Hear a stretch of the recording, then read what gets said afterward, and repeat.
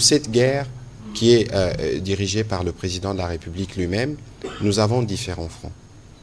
Le front diplomatique qui utilise les moyens de la diplomatie, le front militaire, le front médiatique, le front judiciaire qui n'est pas le moindre, parce que vous avez vu que déjà, la Mineta vous parlait tout à l'heure de 150 tonnes de coltan, mais Apple, grâce à l'action judiciaire que nous avons engagée, a renoncé à s'approvisionner dans la région. Ce qui est déjà un pas significatif. Ce n'est pas suffisant parce que reconnaître qu'on s'approvisionnait dans la région signifie donc de ne plus dire qu'on ne s'approvisionnerait plus dans la région, c'est reconnaître implicitement qu'on les faisait. On les faisait auprès de qui? Et pour ça, nous allons obtenir des clarifications. Il y aura le procès d'Arusha qui va arriver bientôt, mais pour ce qui concerne spécifiquement le front médiatique dont on parle, il faut savoir que, je rappelle encore ce que nous disons souvent, la guerre ici, c'est une guerre qui est faite à chaque Congolais, où qu'il se trouve sur les territoires nationaux. Parce qu'elle dure depuis 30 ans.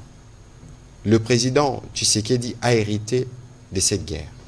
Et avec le président Tshisekedi, nous avons maintenant l'avantage d'avoir une stratégie claire que nous vous détaillons tous les jours pour que cette fois-ci, ça se termine une fois pour toutes, pour éviter des recyclages. Mais c'est en cela que Madame la ministre d'État et tous les négociateurs congolais sont fermes sur la question de la négociation avec les M23 parce qu'il est hors des questions que nous puissions ouvrir une quelconque forme de brèche pour recycler les problèmes de brassage et mixage. Finalement, c'est ce qui nous a permis de garder pour toujours, jusqu'à présent en tout cas, de traîtres au sein de notre armée. Et si on parle de mort, des peines de mort, c'est justement pour réprimer des comportements comme ceux-là.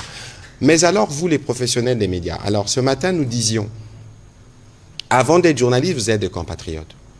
Vous ne pouvez pas imaginer le coût quotidien de cette guerre. Vous ne pouvez pas imaginer ce que nous dépensons dans cette guerre pouvait générer comme profit, y compris d'ailleurs pour certaines entreprises pour lesquelles vous pourrez faire de la publicité.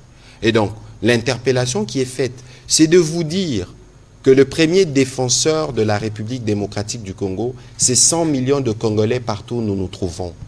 Donc ne considérez pas que les mégas que vous avez dans vos téléphones, c'est des mégas qui doivent servir que pour vous-même. C'est des mégas qui peuvent servir pour votre pays en relayant par exemple ce que nous disons. Et en vous méfiant justement de ce qui est dilué sur les réseaux sociaux parce que c'est là que se trouve le poison rwandais.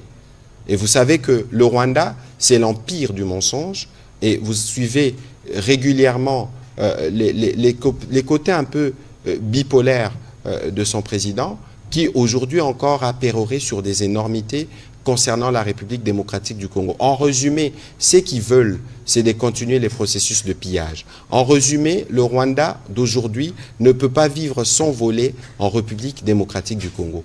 Et aucun Congolais, où qu'il se trouve, ne peut accepter cela. Vous savez, les jeunes de Goma, les jeunes de la partie est du pays, qui sont nés en 94, sont nés dans la guerre, ça fait 30 ans. Pour ces jeunes-là, il y a un besoin qui pense aussi autrement. Pour ces jeunes-là, ils ont besoin que leurs enfants croissent dans un pays pacifié. Et c'est pourquoi le président de la République se bat. Et c'est pourquoi nous, on va être plus tranchants.